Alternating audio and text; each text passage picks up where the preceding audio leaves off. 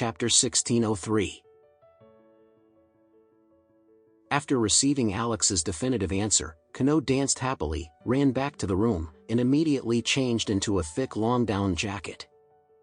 To prevent people from seeing her, she also brought a warm mask and a furry hat with 2 cute rabbit ears. In addition, she also holds a pair of round-framed black-rimmed eyes in her hand. After wearing it, she is a cute and adorable girl. She has a great style, a deviation, who will make all men crazy in love with her. In fact, in Kano's bones, she is a cute and strange girl. She has a simple mind, no love experience, no experience of getting along with the opposite S3X, and no secretive thoughts like those girls outside. Alex saw the shadow of his childhood from her face. Looking back now, Kano was the sweet burden of his childhood. The reason why I say it is a sweet burden is that, although he doesn't want her to be with him every day, calling him Alex like a stalker, but deep in his heart, he really enjoys the feeling of turning around him.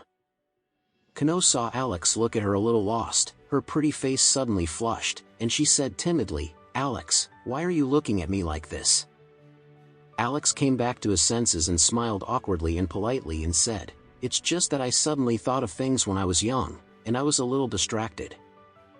Kano's heart was sweet and joyful. She lowered her eyelids slightly, and whispered, "Let's go quickly." In order not to expose Kano's identity as much as possible, Alex and she drove the humble old Volvo all the way from the villa area to the city center. Way is in the center of Eastcliff, and it can be said to be one of the most prosperous places in the city. Moreover, this place has not been overdeveloped. The old courtyard houses are well protected. If you want to see the life of the Eastcliff, you have to come to this place.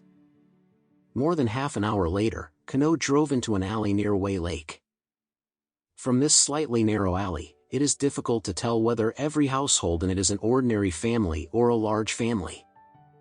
In Eastcliff, there are 2 kinds of people who live in the courtyard. One is a very poor person who lives in an old bungalow. There may not even be a toilet at home. You need to run to the public toilet every day. Even in the middle of the cold winter, you have to get up and run to the public toilet. There is also a very wealthy person. If you want to live in a courtyard house, you must first have enough money to make the courtyard house very livable. Because courtyards are mostly single-story buildings, from the outside, no one can see what the inside looks like.